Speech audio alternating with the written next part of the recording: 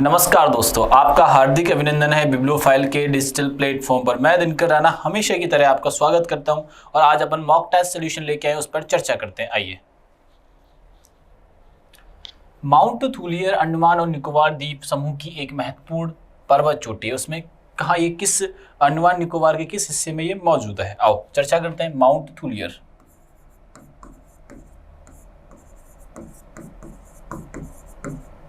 Mount Thuillier की बात की जाए तो ये कहाँ पर स्थित है, हमसे ये पूछा जा रहा है। तो इसकी जो लेंथ है, सॉरी हाइट है, कितनी है? 642 मीटर है। ये बात आप लोग यहाँ से ध्यान रखना। आपको जानकर हैरानी होगी कि अंडमान निकोबार की सबसे ऊंची पीक नहीं है ये। अंडमान और निकोबार की सबसे ऊंची पीक या हाईएस्ट पीक सैडल पीक है। ये बात ध्यान रखना, सैडल है, ये बात ध्यान रखना, ठीक है। और हमसे पूछा जा रहा है कि माउंट थूलियर अंडमान निकोबार के किस हिस्से में? तो ये है ग्रेट निकोबार में। किस हिस्से में स्थित है ये? ग्रेट निकोबार में ये स्थित है। ये बात आप लोग यहाँ से ध्यान में रखिएगा। मुसलमानों के लिए पृथक निर्वाचन क्षेत्र का प्रावधान किसमें दिया गया था? कि मुसलमानों को मुस्लिम लोग अलग से निर्वाचन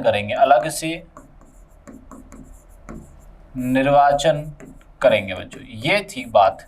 तो ये होता है 1909 में मार्ले मिंटो सुधार के दौरान, ठीक है ना।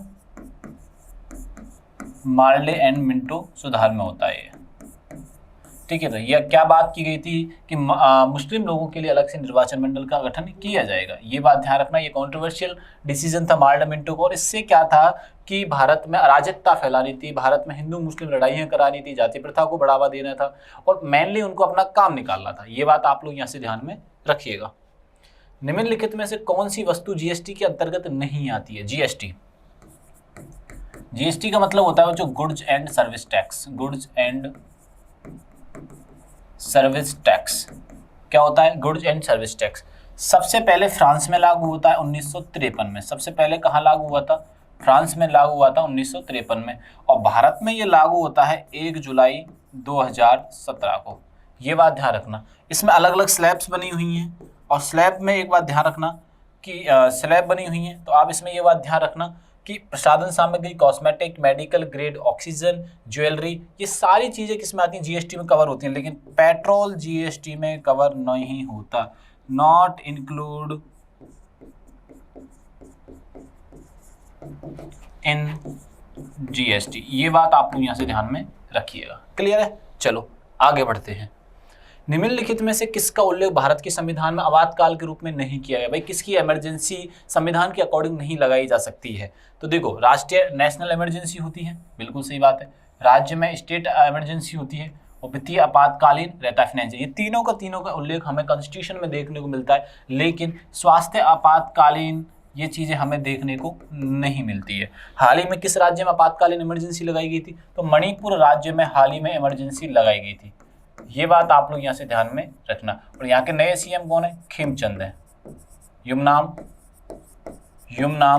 खेमचंद है। ये बात आप लोग यहाँ से ध्यान में रखिएगा। चलो आगे बढ़ते हैं।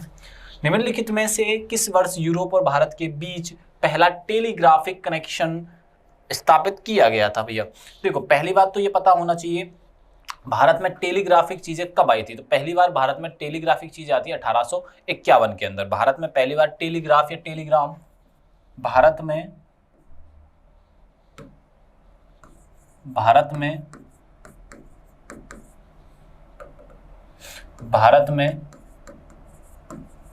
पहली बार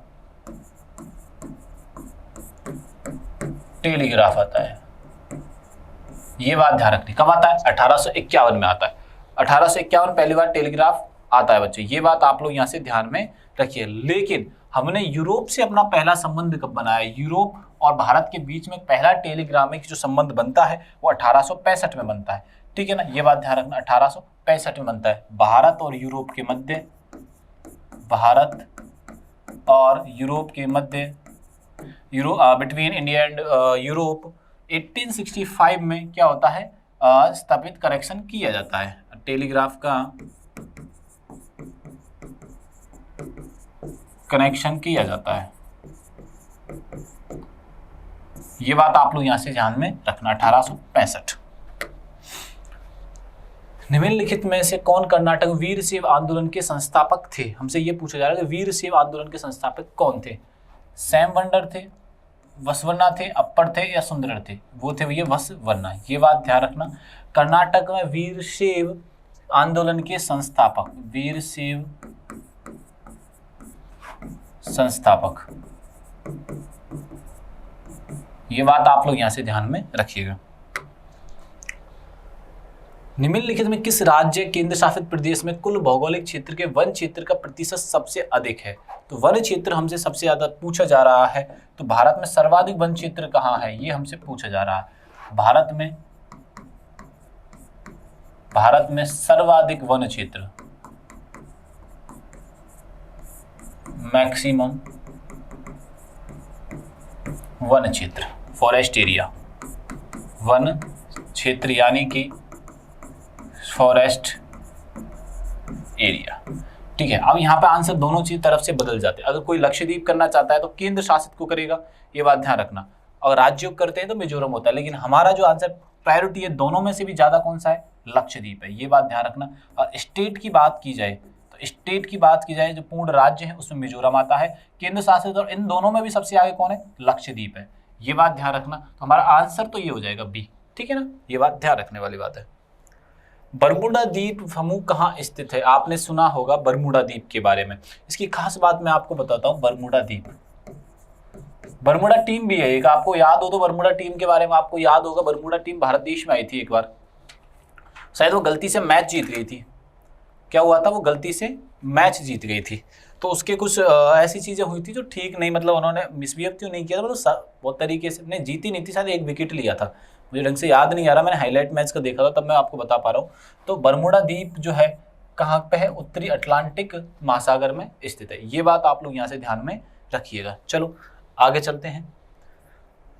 निम्नलिखित किस एक ग्रिड का अर्थ है आपके पास शरीर हो सकता है? ठीक है, आपके पास शरीर हो सकता है, तो यह बंदी प्रतिरक्षण यानी हार्वेस कॉर्पस, ये बात ध्यान रखिएगा आप लोग। 1751 में द सीज ऑफ आरकोट में कौन विजय हुआ था? द सीज ऑफ आरकोट में विजय जो होते हैं वो अंग्रेज होते हैं। कौन होता है बच्चों? अंग्रेज होते हैं, ये बात ध्यान रखना। कौन विजय होता है? अंग्रेज विजय होती है, ये बात अपन को यहाँ से याद रखनी होगी। बात समझ में आई कि नहीं है? ठीक है, अंग्रेज जब भारत देश में आते हैं तो बहुत आरकोट का तो युद्ध जीतते ही जीतते हैं, जैसे फ्रांस की इसकी फील्डिंग साइड करते हैं। इसके अलावा इन्होंने 1757 में प्लासी लड़ा, उसको जीतते हैं। 1764 में बक्सर लड़ा, उसको जीतते हैं। उसके बाद इनके उन्होंने युद्ध जो लड़े, आंग्ल मैसूर युद्ध लड़े, आंग्ल मैसूर युद्ध लड़े। आंग्ल मैसूर युद्ध की कहानी आप याद रखना, इनमें 4 युद्ध होते हैं। कितने युद्ध होते हैं बच्चों? 4 युद्ध। तो चारों में आप टाइमलाइन जरूर याद रखना। एक हुआ था 1767 से 1769 तक, एक होता है 1780 से 1784 तक, एक हुआ था 1790 से 92 तक, 1792, और एक होता है 1799 में। ये बात यहाँ से याद रखना। ये थे आंग्ल मैसूर युद्ध, ये बक्सर और ये था प्लासी। ठीक है, आरकोट में अंग्रेज विजयी रहते हैं, ये बात आप लोग यहाँ से ध्यान में रखिएगा। भारत के संविधान का कौन सा भाग नागरिकों के कर्तव्यों से संबंधित है? ये पार्ट 4 है इसमें। ठीक है, अकॉर्डिंग टू ऑप्शन कौन सा हो जाएगा? पार्ट 4 हम कर देंगे जो नागरिकों से संबंधित है। चिराव नृत्य किस राज्य का पारंपरिक नृत्य है? जैसे कि हम फोक डांस की जब बात करते हैं तो अलग अलग स्टेट का अलग अलग होता है बच्चों। फोक डांस की जब बात करते हैं तो ये बात ध्यान रखना, तो अलग अलग आते हैं। जैसे राजस्थान में रहते हैं तो राजस्थान का, जैसे आपसे पूछ लिया भैया घूमर बताओ, घूमर कहाँ का है? राजस्थान का है। आपसे पूछ लिया पनिहारी बताओ, तो पनिहारी कहाँ का है? राजस्थान का है। आप बताओ कालबेलिया कहाँ का है? तो ऐसे करके क्वेश्चन हमसे पूछ लिए जाते हैं। ऐसे ही पूछा गया चेराव, तो चेराव है मिजोरम का। चेराव कहाँ पे है? अरुणाचल का नहीं, मिजोरम का है। यहाँ का एक फेमस है आपको मास्क डांस, फेमस है अरुणाचल प्रदेश का मास्क नृत्य। आपने मूवियों में देखा होगा, चेहरे पे मास्क लगा लेते हैं और वो नृत्य कर रहे होते हैं। राष्ट्रीय अभिलेखागार की स्थापना, मतलब राष्ट्र विभाग की स्थापना कब होती है? इसकी स्थापना हुई थी बच्चों 1891 में होती है। कब स्थापना होती है? 1891 में अभिलेखागार की स्थापना भारत देश के अंदर होती है। ये बात ध्यान रखने वाली बात है। 1944 में ब्रिटेन वुड्स का में विश्व मुद्रा सम्मेलन में भारत के कौन से वित्त मंत्री भारत का प्रतिनिधित्व कर रहे थे? केसी नियोगी, सीडी देशमुख, के षणमुख शेट्टी कर रहे थे। ये बात आप लोग यहाँ से ध्यान, के षणमुखन शेट्टी कर रहे थे। ये बात ध्यान रखिएगा आप लोग। बात समझ में आई कि नहीं? पनामा नहर किन दो महासागरों को जोड़ती है? पनामा जो नहर है वो किन दो महासागरों को जोड़ती है? तो अटलांटिक और प्रशांत को जोड़ती है बच्चों। किन को जोड़ती है? अटलांटिक और हिंद महासागर को, नहीं, अटलांटिक और पैसिफिक को जोड़ती है। ये बात ध्यान रखना। ये बात अपन को यहाँ से याद रखनी। नहीं, मैंने गलत कर दिया यार, मैंने गलत कर दिया। अटलांटिक और प्रशांत को जोड़ती है, ये आंसर हो जाएगा। बात समझ में आई कि नहीं? 40 में क्या आ जाएगा? अटलांटिक और प्रशांत को जोड़ती है। ये बात आप लोग यहाँ से ध्यान में रखिएगा। चलो नेक्स्ट क्वेश्चन पे चलते हैं। एक आइस हॉकी टीम में कितने खिलाड़ी खेलते हैं? तो एक आइस हॉकी टीम में खेलते हैं 6 खिलाड़ी। अगर मैं आइस हॉकी ना बोल के एक ग्राउंड हॉकी की बात की जाती, तो नॉर्मल हॉकी की बात की जाती, तो क्या होता? तो नॉर्मल हॉकी में खिलाड़ी खेलते हैं 11। फुटबॉल में कितने खेलते हैं बच्चों? तो फुटबॉल में खेलते हैं टोटल 11 हॉकी फुटबॉल। क्रिकेट में कितने होते हैं? 11। बोला सर ये तो याद है हमें, तो कबड्डी का बता दो। तो कबड्डी में कितने होते हैं? 7। बाकी क्या सब्स्टिट्यूट के तौर पर रखे जाते हैं। ये बात ध्यान रखने वाली बात है। मानव शरीर की किस ग्रंथि को मास्टर ग्रंथि कहा जाता है? मानव शरीर की ग्रंथि को किसको मास्टर ग्रंथि कहा जाता है? तो पीयूष ग्रंथि को मास्टर ग्रंथि कहा जाता है। ये बात ध्यान रखिएगा आप लोग। निम्नलिखित में कौन सा रसायन जल में घुलनशील है? तो इनमें स्टार्च, ग्लाइकोजन और इंसुलिन कोई सा ही नहीं है भैया, कोई सा ही इसमें नहीं है। ये बात आप लोग यहाँ से ध्यान में रखिएगा। आवर्त सारणी में निम्नलिखित में से सबसे हल्का तत्व कौन सा है? प्लेटिनियम, एल्युमिनियम, मिथेनियम। और सबसे हल्का कौन सा है इसमें? लिथियम है। सबसे हल्का कौन सा है? लिथियम तत्व है। भारत की पहली पोर्ट टैक्सी कहाँ चलाई गई थी बच्चों? पोर्ट टैक्सी की बात की जाए, जैसे हाल ही की मैं अभी वर्तमान की बात करता हूँ, तो भारत के महाराष्ट्र में पोर्ट टैक्सी अभी प्रारंभ की गई। कहाँ प्रारंभ की है? महाराष्ट्र में की गई। लेकिन पहली पोर्ट टैक्सी कहाँ चलाई गई थी? तो वो चलाई गई थी कोलकाता के अंदर। ये बात आप लोग यहाँ से ध्यान में रखिएगा। बिल्कुल याद रखने वाले पॉइंट है भैया, नहीं तो आप हालत खराब हो जाएगी। ठीक है, क्षमा चाहूंगा मैं। इसका पोर्ट टैक्सी का नोएडा है। पहला कहाँ चलाई गई थी? नोएडा चलाई गई थी पहली। पोर्ट टैक्सी छोटा सा होता है। हाल ही में जिस राज्य में चलाई गई है, कोलकाता में पहली मेट्रो चलाई गई थी। कोलकाता में पहली मेट्रो चलाई गई थी। पहली ट्रेन कहाँ चलाई गई थी? मुंबई और थाने से लेकर चलाई गई थी। ये ऐसे याद रखना आप। ठीक है, सूरत को क्या कहा जाता है? तो सूरत को कहा जाता है डायमंड सिटी। क्या कहा जाता है? डायमंड सिटी कहा जाता है। कोलकाता में पहली मेट्रो चलती है। नोएडा के अंदर पोर्ट टैक्सी चलाई गई थी। और हाल ही में महाराष्ट्र में पोर्ट टैक्सी का अनावरण किया गया है। महाराष्ट्र में पोर्ट टैक्सी चलाई गई है। ये बात आप लोग यहां से ध्यान में रखिएगा। हाल ही में महाभियोग की कार्रवाई के बीच इलाहाबाद उच्च न्यायालय के न्यायाधीश यशवंत वर्मा ने इस्तीफा सौंपा है। किसको इस्तीफा सौंपा है? तो ये राष्ट्रपति को इस्तीफा सौंपेंगे। किसको? राष्ट्रपति। राष्ट्रपति को भारतीय कौन है अभी? पहले तो थे डॉक्टर राजेंद्र प्रसाद। डॉक्टर राजेंद्र प्रसाद, ठीक है ना। एक और बात ध्यान रखिएगा, और अभी कौन है? द्रौपदी मुर्मू जी। द्रौपदी मुर्मू जी, ये बात ध्यान रखिएगा। हाल ही में केंद्रीय कैबिनेट ने कलाई सेकंड के कमला मेगा हाइड्रो पावर परियोजना को कहां स्थापित करने की मंजूरी दी है बच्चों? कहां दी है? अरुणाचल प्रदेश में दी है। कहां पे दी है? अरुणाचल प्रदेश में दी है। इस बात को समझते हैं कि कैबिनेट ने कलाई सेकंड और कमला मेगा हाइड्रो पावर परियोजना कहां स्थापित की है? ये अरुणाचल प्रदेश में। अभी आपको पता होगा IP, ठीक है ना, लाइन एक स्टार्ट बनाई गई है। जैसे कि आपको मैं बता दूं, जैसे ये बॉर्डर स्टेट्स होती है, तो यहाँ पे जाने के लिए हमें परमिशन लेनी पड़ती है। तो ऐसे अगर कुछ एक्टिव जोन होते हैं, जैसे हम राजस्थान के रहने वाले हैं, तो यहाँ पे जब जाएंगे तो यहाँ से एक स्पेशल परमिशन लेनी होती है। और उसमें इस लिस्ट में भी कौन आता है? अरुणाचल प्रदेश, नागालैंड आते हैं। ये बात ध्यान रखिएगा।